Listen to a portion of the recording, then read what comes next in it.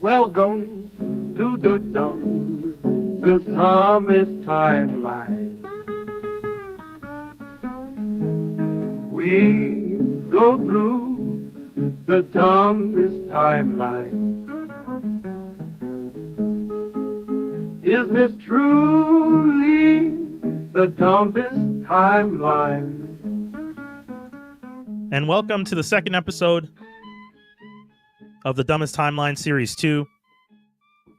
I wanted to tackle something that I find fascinating. This is easily one of my favorite subjects when it comes to AI, music production. So I did say in the first episode, one of the things I was looking to discuss the most was going to be AI and AI with creatives in creative spaces. For me, I work in music, for anyone who doesn't know. And I know that there is a world where, because I'll say it this way. What I do for a living, a lot of people believe you could use an algorithm to do what I do. And I've been doing my job as a music programmer for 7 years in my current job.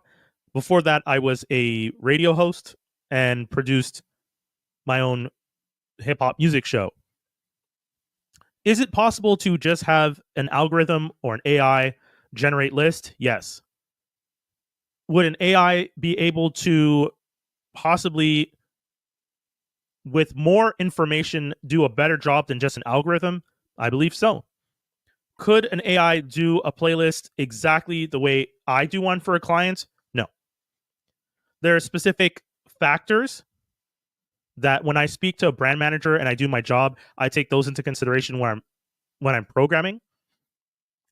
There are things that I understand about culture, society, and the industry that an AI won't understand yet unless you teach it. The idea is that the AI can catch up and be faster, but society is constantly changing. For example, I'll give you one example. In the scenario where an artist, a pop artist, was accused of something and their music was pulled from the system, but this artist is so famous and their content is so popular that once a year, some of their music is iconic for the season and almost always is used at that time of year. So I had clients that would turn around and ask to include that artist in their playlist at that specific time of year, even though months before we were asked to pull the songs by that artist from their playlist. But they got over it. Now, sure, if they wanted to, they could just ban the artist in a system and then unban the artist. And there you go.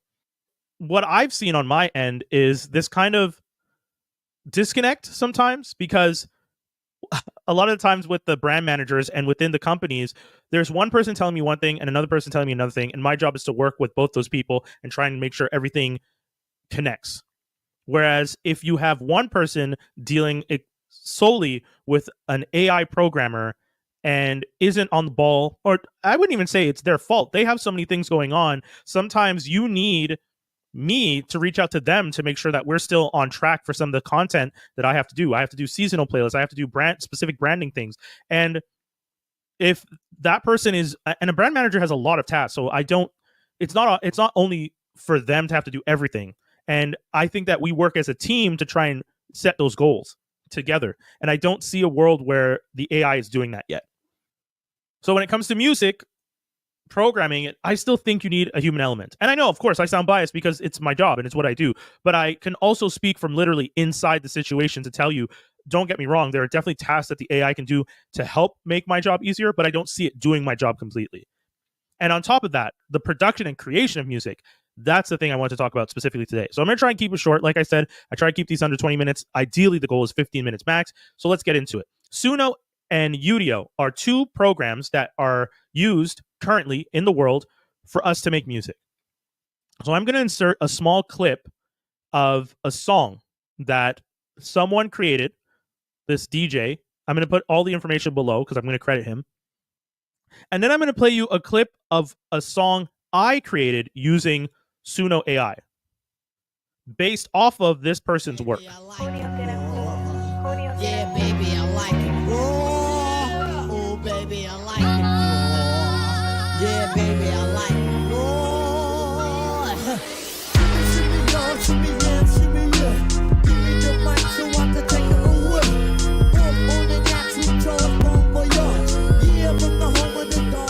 So that was the first clip.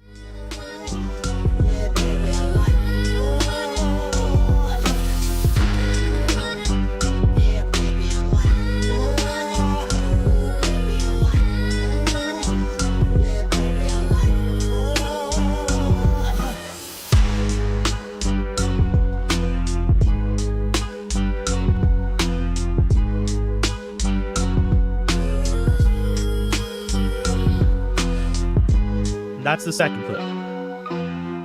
What did you notice there? My second clip sounds almost identical to the first clip? Right. And that's a problem, isn't it? The reason it sounds exactly like it is because I was able to upload the original clip, Suno AI, and ask it to extend the song. And it created a song based off of a prompt I put in where I described the original music. And it took elements of the original and what I asked for with the prompt, and it just made this new beat. And I used the word new because it's not a new beat. It recreated the original beat. And that to me seems like a problem. It seems like a problem that you can take a song, use Suno AI. And yes, I broke the rules for Suno AI to do this. It was a test. The reason I did it was to show that it can be done and that it's a problem in my eyes that it was done so easily. This all took me literally 2 minutes to do. I screen grabbed the original song from this person's Patreon that I paid for, then uploaded the audio clip to Suno AI, did everything I had to do, and told it extend the song, give me an instrumental, and it gave me an instrumental version of the song. 2, maybe 3 minutes. And I had a 4-minute version of the song I had already heard. That to me seems problematic, which is very interesting because Suno AI and Udio are both being sued by the big three. So I'll give you a quick summary. A lawsuit filed against Suno AI for copyright infringement by the major record labels: UMG, Capitol, Sony, Atlantic, Warner Music. Sorry, I'm just because this is a 34-page document, so I'm trying to scan through my notes that I have. Suno is accused of using copyrighted material to train its AI model. Suno's AI generated music files resembling copyrighted recordings. The plaintiff seeks injunctive relief, damages, and legal fees. Suno's services poses a threat to the music industry by flooding the market with machine-generated content. So this is what the plaintiff is saying about Suno AI. What legal action are the plaintiffs seeking against Suno for copyright infringement? The plaintiffs are seeking injunctive relief, damages, legal fees against Suno for copyright infringement. They are requesting a declaration that Suno has willfully infringed on their protected sound recordings and are seeking equitable relief to prevent further infringement. Additionally, the plaintiffs are pursuing statutory damages or actual damages and Suno's profits from the infringement. So one of the conversations I've been having with some of my friends with regards to this situation is a lot of people are saying that Suno and Udio will use the idea that they are allowed to scrape and train the AI to create a model. The problem is that in doing so, Suno and Udio turned around and started charging for subscriptions. If you start charging and making a profit and you scraped, you shouldn't be making a profit, first of all, because the idea was you scrape for training purposes and fair use purposes, but you can't claim fair use and then make a profit off of something. And I'm sure they didn't train their AIs on public domain content only. So, what are the allegations against Suno AI in the copyright infringement lawsuit? The allegations against Suno as a copyright infringement lawsuit include Suno has engaged in direct copyright infringement of post 1972 copyright recordings. Suno has copied and ingested copyrighted sound recordings owned by the plaintiffs into its AI model without authorization. Suno product generates digital music files that mimic features of the copyrighted recording, indicating unauthorized use for training purposes. So that's the notes I have for Suno. On the Udio side, Udio's AI music generating service launched in 2024 is accused of copyright infringement by training its model on plaintiff sound recordings. The plaintiffs in this one are the same Sony and so on the other side. Udio's output, Sway With Me, replicates Michael Bublé's Sway, leading to legal action. So one of the problems with Udio, from what I'm understanding, is theirs specifically sounds almost identical when people are creating content. Udio, by the way, is the service that was used to create the original sample for BBL Drizzy that Metro Boomin went on to make famous. So someone used Udio to make it. The implication is that they wrote the lyrics themselves and used Udio to make the music. I think it's very easy to say that. I don't know if they did. That's not for me to decide. I just find it interesting that they used Udio to make that song.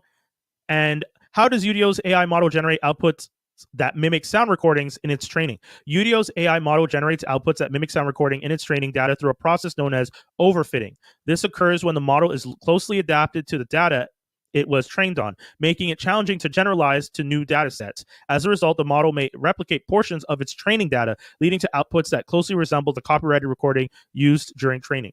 This makes me think of when everyone started making those AI art pieces, and the AI art pieces would have the signatures in the bottom because everything it was trained on would show that artists were signing their work, and it was including that signature because it understood the signature as part of the art and not people marking their work. So similarly, if you were to train this AI on nothing but Dre and Timbaland beats, you're going to notice that even though it would create a hybrid version, it's going to have elements of Timbaland style and Dre style. Suno and Udio obviously used the system, used all the music they could get their hands on to train their AIs. And I do find Suno super interesting. It is fun to play with. However, I do truly believe that the artists should be paid for their work. I think it's unfortunate that we are in a situation where once again, like I said in the first episode, a very wealthy company, or I should say, well, I mean, in this situation, it really does feel like all the big players are fighting each other because Sony, Warner, Universal are going to end up fighting with Suno and Udio. Meanwhile, I would imagine that the music on Bandcamp was also scraped because that music is available. It's on the site. If you have an account for Bandcamp and you go in, you can listen to a lot of that music for free. You can listen to people's songs like a streaming service. So what would stop these two companies from scraping everything from Bandcamp? It's very likely that they did that stuff. But the majors are the ones that are going to go after them, and the smaller companies aren't necessarily going to have the same opportunities to protect themselves. So you, a young creative artist out there, has to wait until these big players make their calls and play the game. Do I think Suno and Udio are going to get shut down? Not at all. I 100% expect what happens is some kind of deal, some kind of arrangement where the majors and these two music AI creation companies get to do whatever they want. And I think that's unfortunate. I hope that we see a world, as I mentioned before, where the creatives get more control. But until we get there, unfortunately, this is the situation we are in. Once again, this is The Dumbest Timeline, Series 2, AI. And I will be back with another one. You guys can always check me out at all my socials on @Brian Holidae. That's HOLIDAE. And you can check out my other podcast, Geek Cypher, on geekcypher.com. GEEKCYPHA.com. I'll be back with another one. Peace.